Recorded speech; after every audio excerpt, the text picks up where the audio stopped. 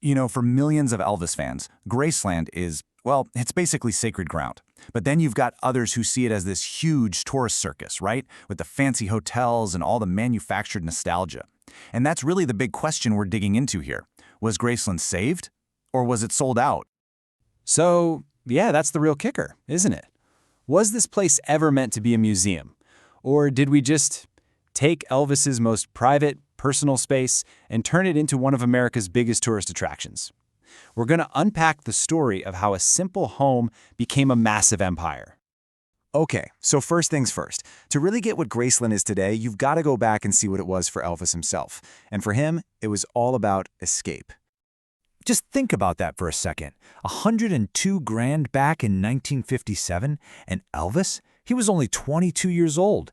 I mean, can you even imagine that? This wasn't some investment flip or a future museum plan. For him, this was it. This was the place he was going to build his actual life. And man, did he pour his heart and soul into it. It became this whole self-contained world. You got the swimming pool, the racquetball court, he even built a meditation garden, and of course, the legendary jungle room. But it was more than that. It was a home for his parents. It was where Lisa Marie grew up. The message couldn't be clearer. This wasn't just some house. It was a true family compound. And that right there, that is the most crucial point of all: privacy. Elvis never intended for Graceland to be some public spectacle. It was literally the one place on the entire planet he could get away from the cameras, the flashbulbs, the screaming fans. It was his sanctuary. Simple as that. But then, he passed away in 1977, and that sanctuary, that private escape, it was suddenly facing a crisis that threatened to wipe it off the map completely. So after Elvis was gone, the estate was just hemorrhaging cash. We're talking over $500,000 a year, just in taxes and upkeep, just to keep the lights on. Lisa Marie's inheritance was basically vanishing into thin air, and the family was looking at a very real, very scary possibility. They might have to sell Graceland. Which, I mean, that's a pretty shocking question, right? You have to ask, how on earth could the estate of the king of rock and roll, maybe the biggest star in history, be going broke? Well, it all comes down to one single really bad business deal. So here's what happened. Back in '73, Elvis sold the rights to his entire catalog before that year. I'm talking Hound Dog, Jailhouse Rock, all the monster hits. He sold them to RCA for a lump sum of $5.4 million. Sounds like a lot, right? But here's the reality. After his manager took a huge cut and after taxes, Elvis himself only got about $1.35 million. It was a quick payday, sure, but it was a catastrophic long-term move. It meant the estate had almost zero royalty money coming in from his most famous songs, a total disaster.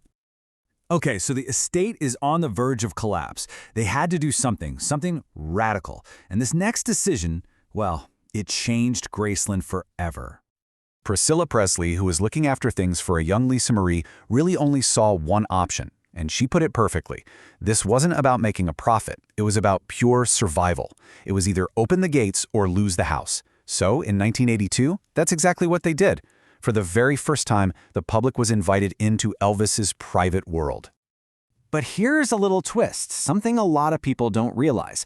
The Graceland you tour today, it's not exactly how Elvis left it. See, when he passed away, the house had this very personal late 70s vibe. Lots of bold reds, darker tones. But the people setting up the museum decided to change it. They actually reverted the style back to the 60s and early 70s, you know, the era when Priscilla lived there. So those famous white couches everyone takes a picture of, yeah, Elvis didn't have those in his final years. So why'd they do it? Well, the official reason was to make it look more timeless, more appealing to visitors. But that one decision really gets to the core of this whole debate, doesn't it? Are you truly preserving something, or are you just staging a performance for a paying audience? And let me tell you, that decision to open the gates did a lot more than just save Graceland. It launched an absolute empire. So, let's take a look at what that empire looks like today.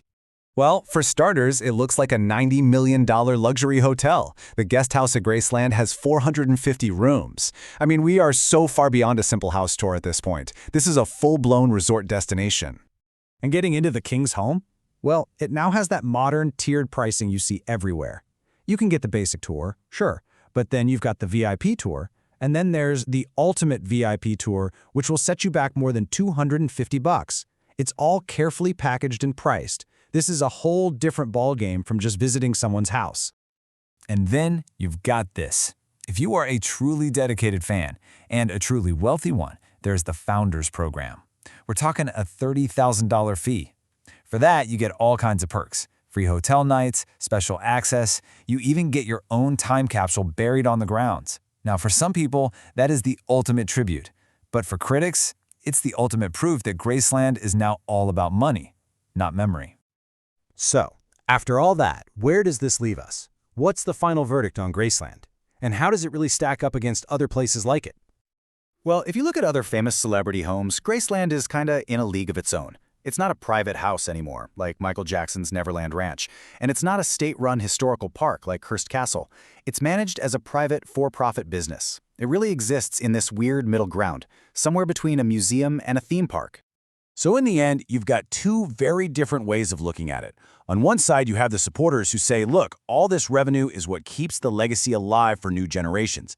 But on the other side, you have critics who say it's gone way too far, that they've turned his private home into a cold, hard money machine. So we're back to our original question. What is Graceland? Is it a sacred shrine? A commercial tourist trap? You know, maybe the real answer isn't so black and white. Maybe it has to be both. And maybe it's that contradiction, that tension between the sacred and the commercial that actually keeps the wild, complicated story of the King of Rock and Roll so alive today. What do you think?